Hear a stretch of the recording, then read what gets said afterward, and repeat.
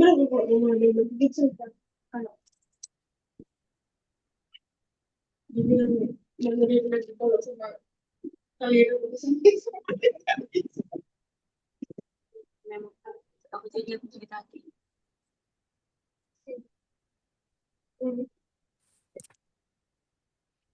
Kenapa nggak dikabulkan kayak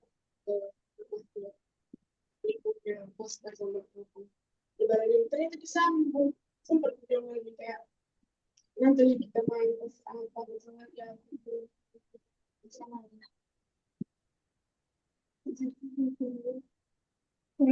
tunggu belum sampai didoakan ya belum pas belum bisa main sama kamu ini aku bilang udah bilang mau main ke pos kita Isabella, oke.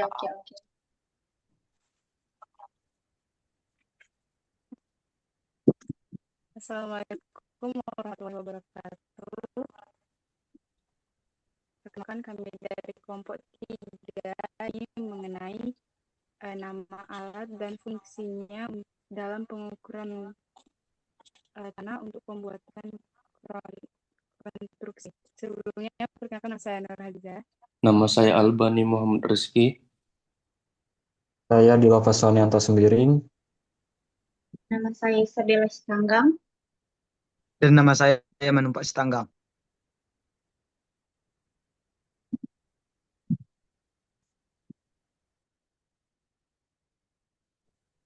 Membuat garis lurus. Konsep dasar pembuatan garis lurus di lapangan menggunakan jalon adalah menentukan satu garis imajiner yang menghubungkan dua titik sehingga titik-titik lain dapat ditempatkan tepat pada satu arah yang sama atau kolinear. Jalon digunakan sebagai alat bantu visual agar pengamat dapat melihat keselarasan antar titik. Peran pengamat dan pembantu. Pengamat berdiri di salah satu titik, misalnya titik A, dan mengarahkan pandangan ke titik tujuan, misalnya titik B. Pembantu memegang jalon dan bergerak sesuai arahan pengamat, hingga jalon berada segaris dengan titik A dan B. Pengamat memberi instruksi, seperti geser kiri atau kanan, sampai jalon terlihat tepat berada dalam satu garis lurus.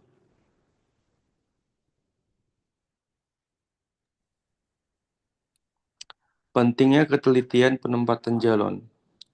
Penempatan jalan harus dilakukan dengan teliti, karena kesalahan sedikit saja akan menyebabkan titik-titik tidak segaris.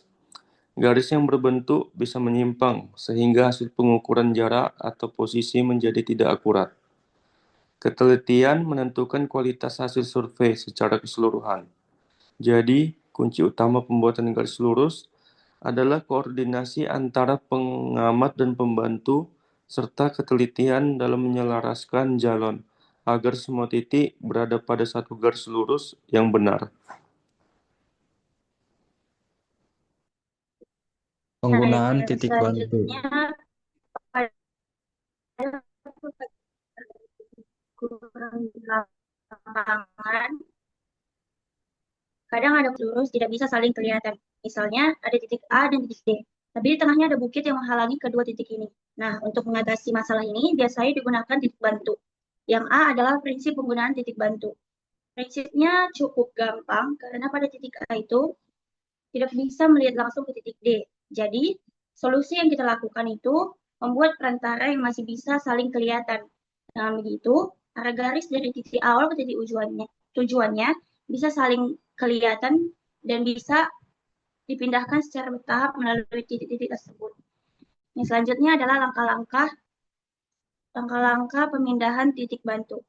Nah, langkah awalnya kita tentukan dulu titik A sebagai titik awal dan titik D sebagai titik tujuan. Nah, karena keduanya tidak bisa saling kelihatan, kita pasangkan titik bantu B yang masih kelihatan dari titik A. Lalu, setelah itu, dari titik B kita tentukan lagi titik bantu C yang masih kelihatan dari titik B dan arahnya mendekati titik D. Lalu kemudian dari titik C baru kita arahkan sampai ke titik D. Dengan begini, bisa kebentuk rangkaian titik A, B, C, dan D. Yang selanjutnya adalah kenapa metode ini bisa berhasil. Metode ini bisa berhasil karena setiap titik bantu ditempatkan mengikuti garis yang sama. Jadi walaupun garisnya dibuat secara bertahap dari satu titik ke titik selanjutnya, arah garisnya tetap dijaga supaya tetap lurus sampai ke titik tujuan. Yang selanjutnya adalah kemungkinan kesalahan.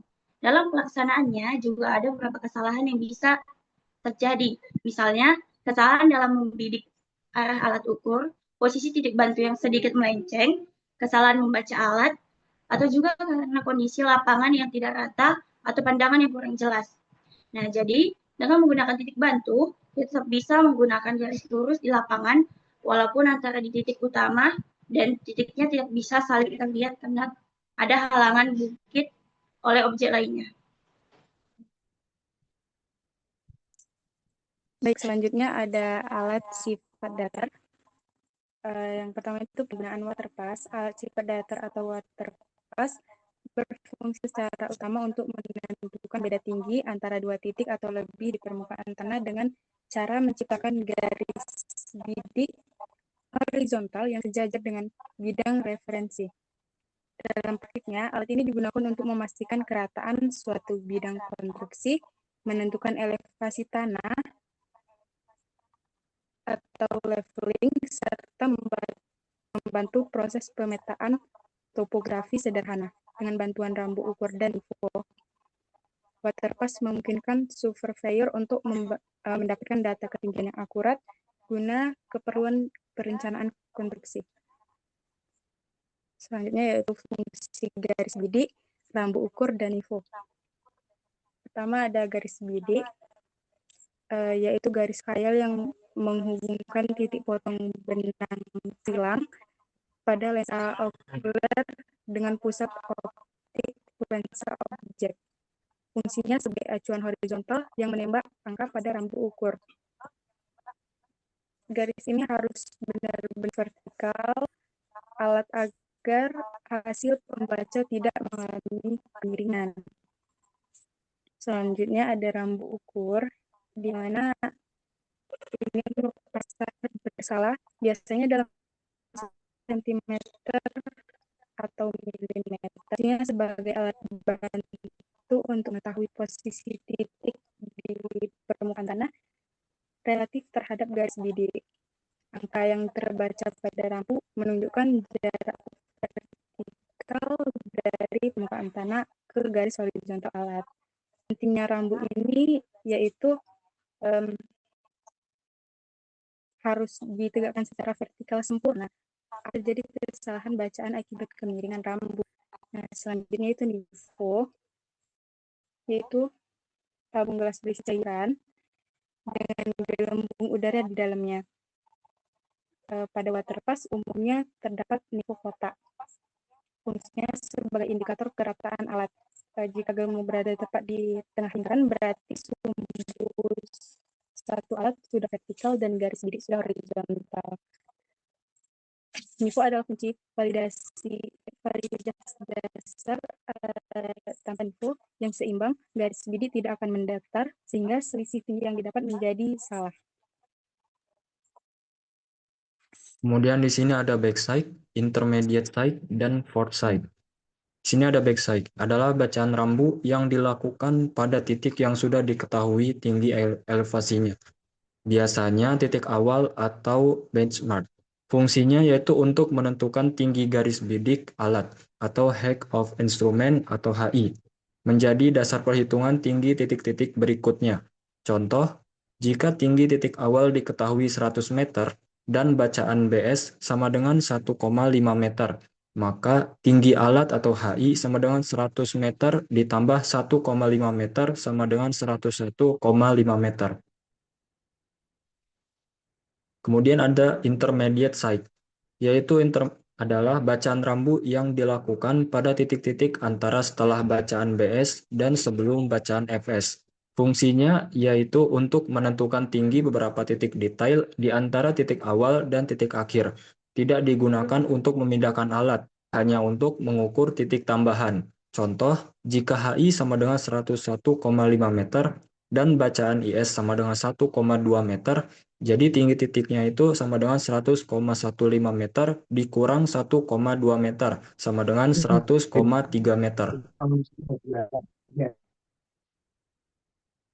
Kemudian ada foresight, yaitu adalah bacaan rambu yang dilakukan pada titik terakhir sebelum alat dipindahkan atau pada titik tujuan pengukuran. Fungsinya yaitu untuk menentukan tinggi titik akhir atau turning point menjadi bacaan terakhir sebelum alat dipindahkan ke posisi baru.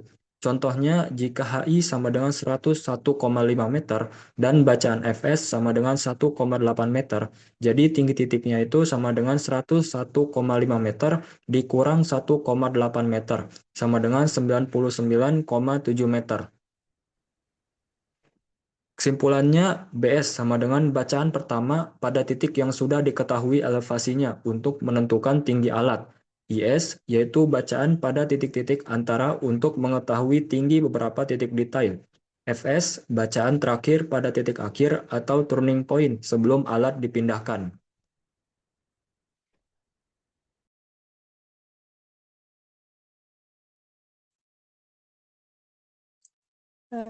Baik, selanjutnya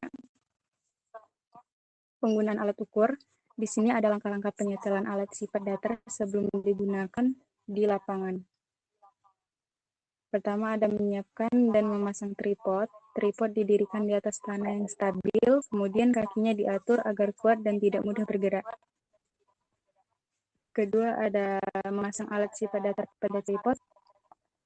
Alat dipasang di atas kepala tripod lalu dikencangkan dengan sekop pengikat agar tidak goyah. Ketiga, penempatan alat. Alat ditempatkan tepat di atas titik pengukuran atau posisi yang diinginkan agar pengukuran sesuai titik acuan. Tempat adalah leveling atau perataan alat, mengatur skrup penyetel sehingga gelembung pada nivou berada tepat di tengah. Ini dilakukan agar alat benar-benar dalam posisi datar. Yang kelima adalah pengecekan nivou. Nivou diperiksa kembali dengan memutar alat ke beberapa arah untuk memastikan gelembung tetap di tengah. Selanjutnya ada mengatur fokus teropong. Lensa okuler dan objek diatur hingga benang silang dan objek terlihat jelas sebelum melakukan pengukuran. Berikut adalah pentingnya mengapa centering, leveling, dan nivou itu diatur. Yang pertama, centering memastikan alat berada tepat pada posisi yang benar sehingga hasil pengukuran sesuai dengan titik yang ditentukan. Yang kedua itu leveling, membuat alat benar-benar datar sehingga garis bidik horizontal dan pengukuran ketinggian menjadi akurat. Ketiga ada pengecekan nivou, memastikan alat tetap dalam keadaan datar sehingga pengukuran ini tidak terjadi kesalahan hasil. Nah, kesimpulannya, proses centering, leveling, dan pengecekan nivou sangat penting karena menentukan ketelitian dan keakuratan hasil pengukuran sifat data di lapangan. Jika benar, maka hasil pengukuran dapat menjadi tidak akurat. Nah, itulah presentasi dari kami. Lebih dan kurangnya kami mohon maaf.